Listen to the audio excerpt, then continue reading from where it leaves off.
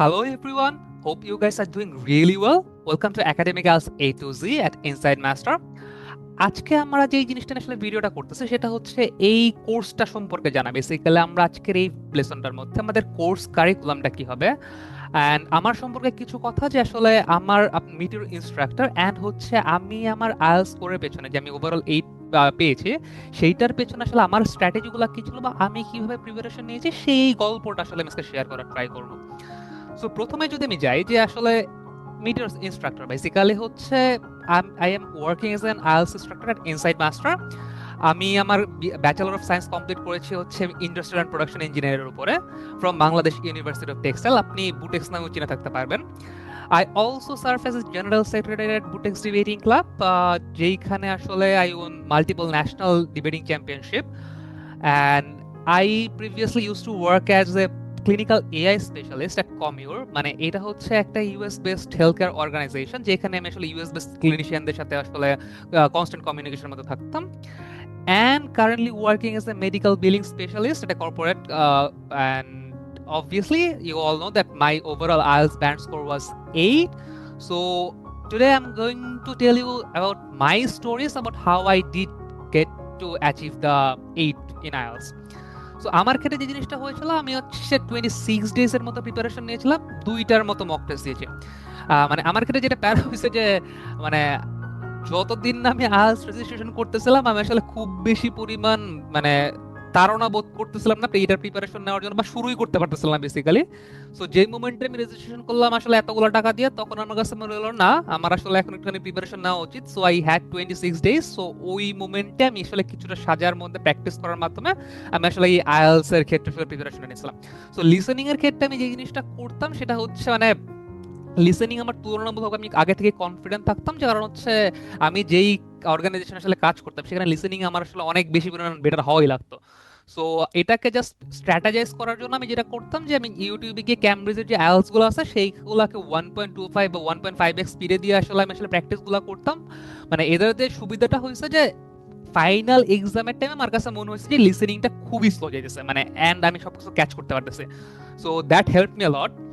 Second of all reading এর ক্ষেত্রে যদি বলি, রিডিংটা ছিল হচ্ছে আমার জন্য একটুখানি সবচেয়ে টাফেস্ট মানে প্রিপারেশন নেওয়ার সময়, কজ আসলে এই মুহূর্তে জব করার পর আসলে আমি খুব বেশি পরিমাণ আসলে কনসেন্ট্রেশন রাখতে পারতেছিলাম না, কজ 60 মিনিট টানা কনসেন্ট্রেশনটাকে একটু পানি প্যারা হয়ে যেতেছিল।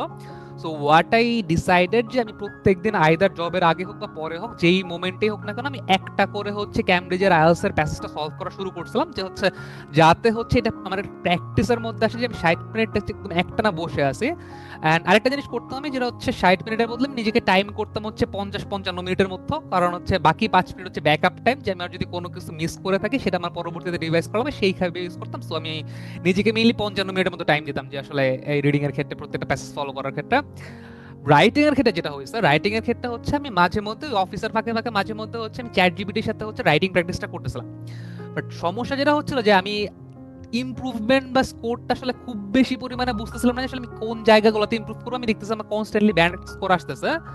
দেন I discussed with like an IELTS instructor friend, মানে আমার একটা ফ্রেন্ড যে আইএলটিএস ইনস্ট্রাক্টর হিসেবে কাজ করতেছিল ওই টাইমে। সো ওর কাছে আমি জিজ্ঞেস করলাম যে আসলে what are the tricks and strategies যেই ফরম্যাটটা আসলে আমি ইউজ করলে আমার রাইটিংটা আমি ইমপ্রুভ করতে পারি।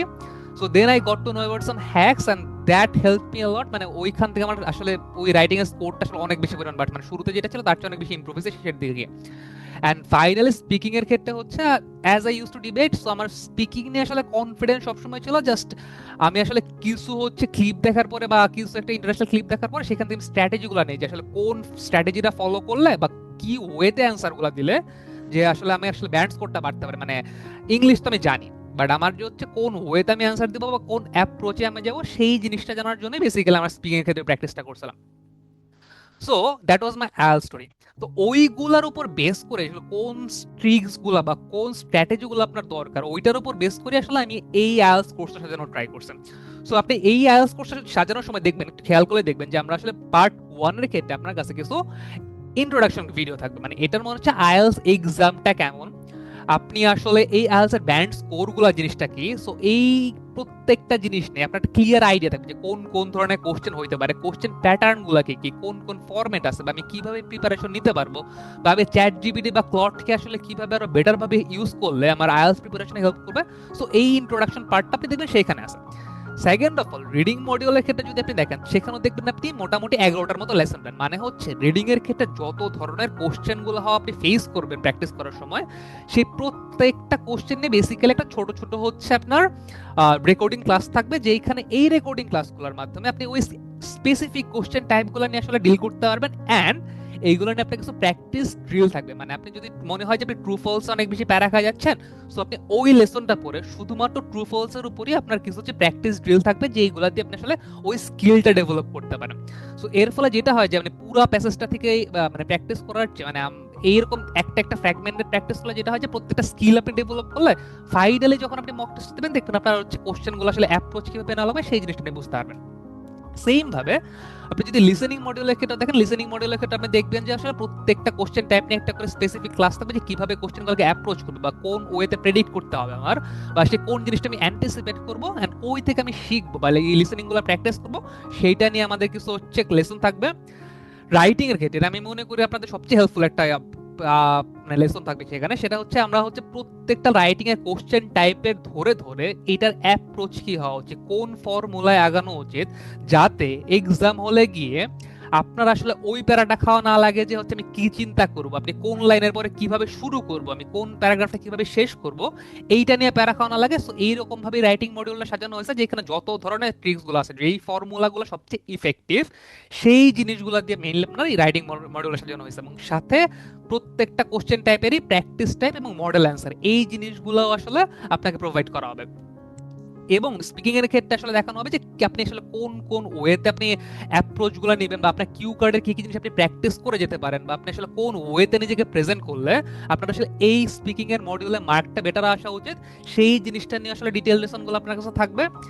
ফাইনালি কিছু তবে কনক্লুশন হিসেবে থাকবে, যেটা হইতেছে আমাদের যে আপনি মক টেস্ট আসলে কখন দিতে পারেন, বা মক টেস্টের ক্ষেত্রে স্ট্র্যাটেজি কি হবে, বা আপনি এক্সামের আগে আসলে কিভাবে এই স্ট্র্যাটেজিগুলো মানে ফলো করতে পারেন, কিভাবে আপনি হচ্ছে একটা স্টুডেন্ট কমিউনিটি, যে আমাদের স্পেসিফিক কিছু একটা মানে স্টুডেন্টদের নিয়ে একটা স্টুডেন্ট কমিউনিটি, সেখানে আপনি আসলে এই জিনিসগুলো কিন্তু ফিডব্যাকও পেতে পারেন, যে আপনি রাইটিং করছেন সেখানে একটা ফিডব্যাক নিতে পারেন, বা স্পিকিং এর ক্ষেত্রে সেটা প্র্যাকটিস করতে পারেন। সো এই ধরনের অপরচুনিটিগুলো এই কোর্সের মধ্যে ইনক্লুডেড থাকবে। অ্যান্ড ফাইনালি কিছু রিসোর্সেস থাকবে, যে রিসোর্সেস গুলো আসলে আপনার এই আইএলটিএস মানে প্র্যাকটিসটাকে অনেক বেশি পরিমাণ হেল্প করে ফেলবে। অ্যান্ড হচ্ছে আপনার যদি বাইরে যাওয়ার ক্ষেত্রে আসলে ইচ্ছা থাকে, তো সেই ক্ষেত্রে হচ্ছে আমাদের একটা লেসন থাকবে যে guideline for study abroad and scholarship purposes. So এই জিনিসটাও আসলে আপনার সাথে এই লেসনটার মধ্যে ইনক্লুডেড থাকবে। এখন কথা হচ্ছে যে এই কোর্সটা আসলে কাদের জন্য। বেসিক্যালি যদি আপনার আসলে মানে আপনি যদি হচ্ছে মাস্টার্স, ব্যাচেলার্স বা পিএইচডি করতে বাইরে যেতে চান, এবং সেই ক্ষেত্রে আপনার আসলে একটা টার্গেটেড আইএলটিএস স্কোর আপনি অ্যাচিভ করতে চান, সেই টার্গেটের বেসিসে আপনি আসলে এই মানে আইএলটিএস কোর্সটা আসলে ফলো করলে আপনার জন্য একটা বেটার রোড ম্যাপ হয়ে যাবে।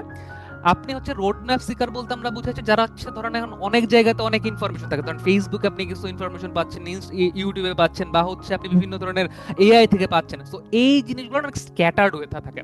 সো রাদার দেন সবগুলাকে একটা রুন্তর মতো ওয়েতে এনে গোছায় আনার পরে সেটাকে আপনি আসলে কিভাবে ইউটিলাইজ করে আপনার এই প্র্যাকটিসটাকে স্মুথ করতে পারেন, যেখানে আসলে এক জায়গাতে আপনার সবগুলো প্র্যাকটিসের জিনিসপত্র বা স্ট্র্যাটেজিগুলো আপনি ফলো করতে পারবেন, সেই রকম একটা জিনিস যারা চাচ্ছেন। ফাইনালি যারা হচ্ছে নিজেদের অনেক বেশি বিজি আছেন, যে জব হোক বা স্টুডেন্ট হোক, আপনি আসলে ঠিক মতো সময় পাচ্ছেন না যে কোনো জায়গায় কোচিং সেন্টারে গিয়ে পড়বেন বা কিছু করতে পারেন, আপনি নিজের মতো করে রাতের বেলা বা হচ্ছে ধরেন নিজের মতো একটা ফ্লেক্সিবল আর নিজের স্পিডে আপনি আসলে আগাবেন, প্রিপারেশনটা নেবেন, তাদের জন্য এটা খুবই হেল্পফুল, যেহেতু সবগুলো হচ্ছে রেকর্ডিং ক্লাস হিসেবে থাকবে। ফাইনালি যারা আগে একটা টেস্ট দিয়েছেন কিন্তু আসলে আপনার হায়ার স্কোর আসলে বর্তমানে আসলে আপনার টার্গেট একটু বেশি, ধরেন আপনার টার্গেট ছিল 7 কিন্তু আপনি পাইছেন 5 বা 5.5, তো আপনার এই স্কোরটাকে কিভাবে ইমপ্রুভ করতে পারেন তার প্রত্যেকটা স্ট্র্যাটেজি আসলে আমরা এটাকে দেওয়ার ট্রাই করছি। So it will be helpful for you too. And finally আপনি এআই কে নিজের অ্যাসিস্ট্যান্ট কিভাবে বানাইতে পারেন, বা কোন জিনিসগুলো ইউজ করলে বা কোন জিনিসগুলোর জন্য আপনি এআই কে ডিপেন্ডেন্ট বানাইতে পারেন নিজের নিজের অ্যাসিস্ট্যান্ট হিসেবে, সেই জিনিসগুলো আমরা বলার ট্রাই করবো। অ্যান্ড ফাইনালি এই কোর্সটাতে আসলে কি কি থাকবে, মানে বেসিক্যালি হচ্ছে যা যতটুকু আপনার দরকার ততটুকুই থাকবে, মানে আপনাকে অনেক বেশি কিছু দিয়ে আসলে এখানে জটিল করানো হবে না বা অনেক বেশি ইনফরমেশন দেওয়া হবে না। শুধুমাত্র স্পেসিফিক কিছু স্ট্র্যাটেজি ফলো করলে বা স্পেসিফিক কিছু হচ্ছে জিনিসগুলো প্র্যাকটিস করলে আপনি কিভাবে ইমপ্রুভ করতে পারবেন। ফাইনালি প্রুভেন স্ট্র্যাটেজিস, যেটা দিয়ে আমি নিজে হেল্প পাইছি, আমার হচ্ছে বাকি স্টুডেন্ট, মানে যে স্টুডেন্টগুলোকে আমি আসলে গাইড করছি তারা আসলে এগুলো থেকে হেল্প পাইছে। ফাইনালি 4টা মডিউল আপনি মাস্টার করতে পারবেন। আপনার যদি উইক মডিউল থাকে বা যা থাকে সেগুলোকে ইমপ্রুভ করতে পারবেন, এআই কে ইউজ করতে পারেন, এন্ড হচ্ছে স্টাডি অ্যাপ্রোচ নিয়ে আলোচনা করতে পারবেন। নাও একটা জিনিস যদি আমি একটা মানে অ্যাড করি এখানে, যে হচ্ছে আপনি ব্যাকগ্রাউন্ড আপনার যেটা হোক, আপনি ইংলিশ মিডিয়াম হতে পারে, বাংলা মিডিয়াম হতে পারে, যে কোনো এডুকেশনাল ব্যাকগ্রাউন্ড থেকে আপনি আসেন না কেন, এই কোর্সটা আপনাকে এমন একটা রোড ম্যাপ দিবে যেটা হচ্ছে আপনার জন্য, প্রত্যেকের জন্য একটা এফিশিয়েন্ট একটা রোড ম্যাপ, যে আপনি আইএলটিএস এর ক্ষেত্রে প্রিপারেশনটাকে আরো ইজিয়ার করে দেবেন। মানে বেসিক্যালি আপনি হচ্ছে স্মার্ট ভাবে যদি একটা আইএলটিএস এর প্রেপটা নিতে চান, this course is meant for you basically.